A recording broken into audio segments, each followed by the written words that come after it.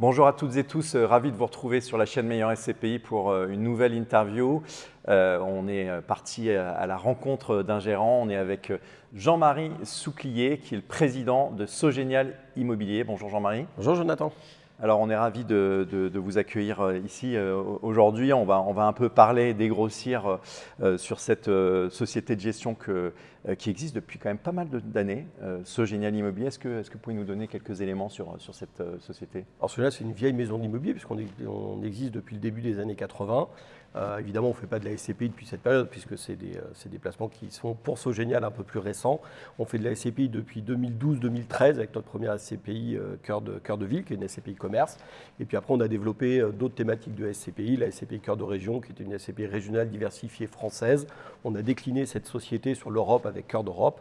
On a lancé notre petite dernière il n'y a pas longtemps, qui est Cœur d'Avenir, qui est une SCPI plus thématique et sous forme de fonds de partage sur la thématique de la jeunesse. Et puis, comme j'ai coutume de dire, pour donner du sens à l'investissement, on avait Cœur d'Avenir et on avait un grand projet qui nous tenait à cœur. C'était la forêt qu'on déploie maintenant depuis 3 ans avec la gamme de fonds Cœur Forest. Et ça, on est sur des groupements forestiers d'investissement. Exactement, groupement forestier d'investissement, donc un peu le pendant de la SCPI pour la forêt, vraiment de l'investissement grand public dans la forêt, avec l'objectif finalement de mutualiser comme en SCPI, mais surtout parce que c'est important de protéger la forêt. Bon, peut-être qu'une fois on parlera un peu plus de forêt. Aujourd'hui, on va se concentrer principalement sur les fonds immobiliers, et en particulier les SCPI que vous gérez. On va parler de cette SCPI Cœur d'Europe. Cœur d'Europe, donc comme son nom l'indique, une SCPI pan-européenne. Est-ce que vous pouvez nous reparler, nous repréciser un peu sa genèse, le positionnement stratégique et puis un peu vos convictions finalement sur l'Europe? Alors, la genèse de Cœur d'Europe, comme je l'ai dit, c'est finalement la déclinaison européenne de Cœur de région. Cœur de région régionale française, on voulait diversifier, ne pas mettre d'Europe justement dans cette SCPI parce que ce n'était pas le programme qu'on avait vendu finalement et qu'on avait expliqué aux gens. Donc on a décliné avec Cœur d'Europe, avec finalement l'ADN un peu de Sogenial qui est la diversification et la proximité. Donc on a commencé par développer un pays proche de la France qui était la Belgique, puis l'Espagne, le Portugal. On vient de développer l'Allemagne l'an dernier avec nos premiers investissements. L'idée c'est d'aller chercher un nouveau pays par an, tous les 2 ans, de progresser doucement, de s'implanter dans le pays, d'être vraiment diversifié dans un pays, de ne pas arriver seulement pour 1 ou 2 coups et de ne pas être capable de mettre d'équipes de gestion. C'est un élément qui est important. On a des équipes de gestion dans tous les pays, sauf pour l'instant l'Allemagne, et tous les pays où on investit. On a des équipes au Portugal, en Espagne, en Belgique. Et ça, c'est vraiment l'ADN de base. Et puis après, c'est de diversifier, de s'exposer bien sûr aux économies locales. Parce qu'en fait, l'intérêt d'aller dans un pays, c'est aussi d'avoir des contreparties locales. Il peut y avoir des gros internationaux, mais il faut vraiment qu'on soit exposé à l'économie, parce que le but, finalement, c'est d'aller chercher classiquement des cycles économiques qui ne sont pas tout à fait les mêmes qu'en France, qui sont différents selon les pays. Et là, c'est un élément assez fort dans cette SCPI. Et donc, du coup, quelque part, il y a une forme de diversification sur les actifs immobiliers, bureaux, commerce, logistique, hôtel peut-être aussi? Hôtel, non, mais bureau, commerce, activité, logistique, bien sûr. Voilà. Ça reste notre ADN de base. Diversification sur les tailles de locataires, sur les types de locataires, diversification sur les pays. Pourquoi, quand vous dites que vous y allez progressivement, d'ouvrir un pays tous les 2 ans, pourquoi c'est important ce point-là pour vous? Alors c'est important parce que pour nous, quand on arrive sur un marché, il faut connaître le marché. C'est-à-dire quand on arrive, on ne le connaît pas. Avant de faire notre premier investissement, on met plusieurs mois à y aller régulièrement, à visiter, à rencontrer les brokers, les avocats, les notaires, essayer de comprendre le marché. Peut-être prétentieux de dire qu'on le comprend au bout de quelques mois, mais essayer de le comprendre pour être sûr essayer de choisir vraiment les meilleurs investissements pour les porteurs de parts. Souvent, quand vous avez quelqu'un qui arrive sur un marché, si c'est un petit nouveau, les 5 premiers dossiers qu'on lui donne, c'est ceux que personne n'a voulu, qu'on a en fond de portefeuille. Et puis on monte comme ça, il faut du temps pour arriver aux dossiers vraiment les plus intéressants qui sont vendus aux partenaires qu'on connaît depuis un peu plus longtemps, à ceux qui travaillent bien, aux locaux. Et nous, notre but, c'est d'arriver vraiment à se positionner comme ça, comme un partenaire de base et premium pour finalement les gens avec qui on travaille et qui se disent quand on a un bon dossier, on va le proposer d'abord à Sogenial avant de le proposer peut-être aux autres, ou en tout cas en même temps. Et on ne va pas essayer de nous donner les mauvais dossiers. On va vraiment, nous, essayer de se dire, quand on achète notre premier dossier, on a vraiment une conviction très forte qu'on soit au bon endroit, avec les bons locataires, sur le bon actif, comme il faut dans ce pays-là, et après de décliner cette stratégie dans le temps. Et ça prend du temps pour connaître un marché, ça prend du temps pour connaître un pays. Donc quelque part, c'est important d'avoir, là pour les auditeurs qui nous écoutent, les épargnants, de se dire finalement quand tu choisis une SCPI, le fait qu'il y ait une SCPI qui commence par un premier pays et puis qu'elle investisse dans un deuxième pays peut-être 2 ans après, c'est pas grave en fait. Finalement, vu qu'on est dans un temps lent et long, la feuille de route, elle se construit pas à pas. La SCPI, c'est un produit de régularité. Je pense que c'est important de regarder aussi cette régularité-là. Comment la société de gestion va être régulière dans ses investissements? Est-ce qu'elle le fait un peu au fil de l'eau tout le temps? Est-ce qu'elle va faire une fois un pays, puis une autre fois un autre pays, puis jamais revenir dans un des pays? Voilà, c'est d'avoir vraiment une régularité, de se dire que la société de gestion a des convictions dans ce qu'elle fait. Alors évidemment, il y a des fois des coûts à faire très intéressants dans certains pays. Il y a des sociétés de gestion qui font ça et ça peut être des bonnes stratégies. Nous, on a plutôt cette stratégie de se dire que voilà, on pense que c'est important d'aller progressivement, d'aller doucement, de vraiment connaître un marché pour être capable de connaître l'ensemble des contreparties et surtout de bâtir des équipes de gestion sur place. Je l'ai déjà dit tout à l'heure, mais c'est vraiment important. Pourquoi vous insistez lourdement sur le fait de bâtir des équipes de gestion sur place? Parce qu'en fait, l'immobilier, grosso modo, on peut le connaître, on peut le choisir un peu partout. Une fois qu'on a été sur place, on peut mettre des grandes stratégies de gestion. Quand on va les négocier avec un locataire, quand on va discuter avec un locataire, en fait, on ne discute pas en France de la même façon qu'en Belgique, qu'en Allemagne ou qu'en Espagne. Ce n'est pas les mêmes règles, ce n'est pas les mêmes droits, ce n'est pas les mêmes choses. Et pour nous, c'est fondamental de se dire que nous, on maîtrise cette discussion. C'est-à-dire qu'en fait, on est à un moment un partenaire, on travaille avec des gens qui vont simplement facturer des loyers, faire de la comptabilité. C'est un métier basique, il n'y a pas forcément de valeur ajoutée. Quand on va être sur plus de l'asset management, quand on va être sur de la négociation avec les locataires, quand on va être sur de la relocation, c'est important d'avoir des gens sur place qui viennent du pays, qui travaillent pour nous, qui donc nous représentent, parce que c'est nos salariés, qui vont vraiment défendre les intérêts des porteurs de parts et surtout connaître les usages d'un pays. En fait, le droit des baux, ce n'est pas les mêmes dans tous les pays, les usages ne sont pas les mêmes. Et ça, c'est un élément fondamental pour moi. Donc toujours, on dit souvent l'emplacement, mais finalement, il faut la compétence humaine dans l'emplacement. C'est l'emplacement aussi des équipes. Des équipes, voilà, exactement. Alors, vous parliez de la régularité. Cette SCPI, elle a un objectif de taux de distribution, un objectif de taux de rendement interne. On le rappelle, tout ça n'est pas garanti, bien évidemment. Qu'est-ce qui s'est passé assez récemment, là, début juillet, pour cette SCPI? Cœur d'Europe, c'est une SCPI qu'on a lancée il y a quelques années maintenant. On est arrivé un petit peu avant une période de crise, donc on a été très prudent dans la valorisation de la SCPI, dans les distributions. On n'a pas fait de course à l'échalote, par exemple, sur les taux de rendement ou des sujets comme ça. On préfère avoir des vrais chiffres cohérents et donner ce que la SCPI pouvait donner. Et puis là, cette année, deux fois, c'était en janvier, puis maintenant en juillet, on a revalorisé un petit peu la part de 2 € à chaque fois parce qu'on pensait et on a vu qu'on avait finalement une stabilisation des marchés, une stabilisation des valeurs. Comme on a des bonnes performances et des bonnes valeurs sur cette SCPI, c'était le moment aussi finalement de montrer aux porteurs de parts que leur investissement était un bon investissement et de cristalliser finalement la valeur du patrimoine un petit peu dans ces revalorisations de parts. Donc les parts ont augmenté en effet 2 fois, elle est passée de 200 à 202 € en janvier, elle vient de passer à 204 € au mois de juillet. Voilà, donc ce qui fait à peu près 1% la première fois et très légèrement proche de 1% la deuxième fois, donc ce qui est pas mal parce qu'en plus le taux de distribution l'année dernière, donc brut de fiscalité, on était supérieur à 6, je crois. On était à 6,02, un petit peu supérieur à 6, oui. Donc on voit que quelque part, voilà, on a l'objectif de taux de rendement interne sur la SCPI, il est aux alentours de... Pour l'instant, on ne travaille pas sur ces objectifs-là. On travaille vraiment sur le courant et le quotidien, on pense, pour une SCPI. Notre métier, c'est de délivrer une plus-value et une performance sur du long terme.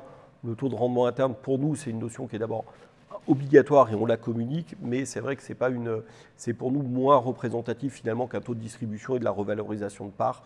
C'est pour nous l'élément fondamental. Qui sont plus faciles à comprendre. Qui sont beaucoup plus faciles à comprendre et c'est là où nous, on cherche à avoir de la régularité et aussi on cherche finalement, comme je disais tout à l'heure, à ne pas afficher des taux et courir après des taux très élevés en taux brut et des taux nets qui peuvent être beaucoup plus faibles. On essaie d'avoir une vraie cohérence dans ces sujets-là. Donc on est finalement à un peu plus de 6% en taux brut, à 5,20 en taux net. Et ça, c'est important finalement pour les porteurs de parts. C'est concrètement ce qui touche sur leur compte bancaire tous les trimestres. Net de fiscalité étrangère, le net versé. On va passer un peu sur les acquisitions. Il y a eu plusieurs acquisitions récentes qui ont été effectuées à Palma de Majorque, en Belgique, Portugal et également, vous le soulignez, en Allemagne.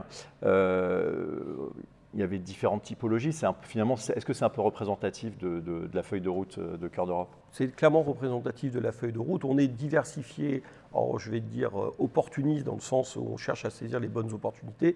Donc on ne s'est pas mis de règles de répartition des actifs dans les pays ou en typologie. Aujourd'hui, on s'aperçoit qu'on est, par exemple, plutôt un peu prépondérant en commerce, parce qu'on a des très belles opérations de commerce à acheter. On a fait notamment en Espagne, on en a fait au Portugal. C'est une des dernières qu'on a fait aussi en Belgique, il n'y a pas longtemps à Liège. Voilà, c'est une catégorie qui est l'ADN de notre société de gestion d'origine, donc c'est une catégorie qu'on aime bien. Donc on la déploie pas mal en Europe parce qu'on a finalement des bonnes opportunités. Et puis on reste attentif au marché de bureau, au marché d'activité quand on a des bonnes opérations aussi. Encore une fois, peut-être que dans 6 mois on se parlera et on sera plus prépondérant en activité ou en bureau. Chez nous, c'est pas un critère, vraiment c'est de cibler les bonnes opérations. Donc c'est vrai que là on a fait des opérations plutôt commerce. On va avoir d'autres opérations qui vont arriver en bureau je pense dans quelques semaines ou mois au Portugal notamment. C'est le moment il y a des opportunités à saisir en ce moment? Il y a toujours des opportunités à saisir en immobilier. Il y a des moments où elles sont meilleures que d'autres. Mais en fait, notre métier, c'est d'aller chercher des dossiers, finalement d'être présent localement, je l'ai déjà dit, d'être présent, d'être un peu partout pour aller vraiment sélectionner des dossiers, des opportunités qui vont se présenter, quel que soit le moment. Si on se disait que c'est le moment de saisir les opportunités, comme on l'a beaucoup entendu, ça veut dire que peut-être que pendant 10 ans, ce n'était pas le cas avant et dans les 5 prochaines années, ce ne serait pas le cas. Or, on voit que les SCPI ont eu des belles performances pendant très longtemps et elles vont continuer à avoir des performances. Finalement, en immobilier, il y a toujours des opportunités à saisir. Il faut juste travailler, il faut juste être sur le terrain, il faut les chercher et il faut les saisir. Ouais, donc quelque part, il y a vraiment cette logique de rigueur, de travail. Ce travail, on le voit au niveau du taux d'occupation financier, 99% de taux d'occupation financier, un taux de distribution, comme vous l'évoquiez, supérieur à 6%. Comment on arrive finalement à avoir cette résilience locative, à faire en sorte que un taux d'occupation, parce que mine de rien, le taux d'occupation financier, c'est un des éléments clés qui va permettre de distribuer indirectement. Donc, comment on arrive à faire en sorte qu'il y ait une bonne performance du taux d'occupation financier? On va revenir sur ce que vous disiez, le travail, et puis sur ce que moi je disais, finalement, la proximité et l'implantation, le fait de maîtriser les choses. En fait, quand c'est nous qui parlons à nos locataires, quand c'est nous qui négocions avec eux, quand c'est nous qui allons recouvrer les créances, parce qu'il y a des moments, les locataires, ils ont des petites difficultés, il faut négocier des plans d'étalement, des sujets comme ça. Quand c'est nous qui le faisons directement, finalement, on a une bien meilleure connaissance des locataires, on a une bien meilleure connaissance de leur marché, de ce qu'ils font. Donc on arrive à trouver les bonnes solutions avec eux. Ils savent qu'on est présent à leur côté quand ils ont un petit coup de mou, et ils savent du coup qu'il faut qu'eux jouent le jeu avec nous. Et finalement, c'est tout ce travail de terrain de tous les jours de nos équipes, de property, d'assets, qui sont intégrés finalement. Qui sont intégrés chez nous. Alors, on va avoir certains cas, la facturation basique ou la compta, comme j'ai dit, ça peut être des sujets qu'on délègue à des sociétés parce qu'ils connaissent un actif, ils connaissent un marché, notamment en commerce, quand on a des volumes un peu gros. Il y a des sociétés déjà implantées qui connaissent bien. Mais derrière, nous, on a vraiment nos équipes. Moi, je vais visiter tout le portefeuille tous les ans. Nos équipes vont visiter tous les portefeuilles, voir tous les locataires au moins une fois par an, voire plusieurs. Et c'est ça qui fait que finalement, on arrive à maintenir un lien, à maintenir une qualité avec eux de proximité, parce qu'on leur doit aussi un service, finalement, on le doit à nos porteurs de parts, mais finalement, on est en partenariat avec nos locataires, on leur doit un service, et c'est ce qui nous permet d'avoir ces bons chiffres. Et quelque part, finalement, quand vous dites on leur doit un service, ce sont des clients. Mais ce sont des clients, c'est des clients directs de nos fonds et de nos porteurs de parts. Si eux ne payent pas leur loyer, nous, on ne peut pas délivrer la performance qu'on promet et qu'on veut délivrer à nos porteurs de parts. Donc c'est un vrai schéma de partenariat. Il y a très longtemps, on parlait du triangle de l'épargne entre le commerçant, l'épargnant et la société de gestion, et c'est une réalité. Est-ce qu'il y a déjà eu des opérations, je ne sais pas, de redéveloppement ou des opérations qui ont été effectuées finalement en partenariat avec des locataires, le locataire qui vous dit « Ok, en fait j'ai besoin de m'agrandir, j'ai besoin de plus de surface ». Ça vous est déjà arrivé au sein des fonds des SCPI? Alors, ça nous est déjà arrivé d'avoir des programmes, par exemple, dans des faits d'agrandissement, de réflexion et des sujets comme ça, ou des programmes de réduction. Par exemple, on travaille avec des locataires qui nous disent voilà, aujourd'hui notre boutique est peut-être un peu grande, on a trouvé un partenaire qui souhaiterait s'implanter dans une partie de la boutique. C'est cohérent pour nous parce qu'on est sur des métiers proches. On est en train de travailler là-dessus, par exemple, typiquement sur un de nos actifs. Et en fait, nous, on va les accompagner. On va peut-être mettre des enveloppes travaux, on va peut-être pas en mettre. Ça va dépendre des négociations. Ça nous permet finalement de fidéliser un locataire qui est déjà présent, qui se dit peut-être qu'il pourrait aller ailleurs, nous on le garde. Ça permet d'en rajouter un nouveau, donc de diviser les risques, puisque finalement il va y avoir une personne qui paye le loyer, on va en avoir deux.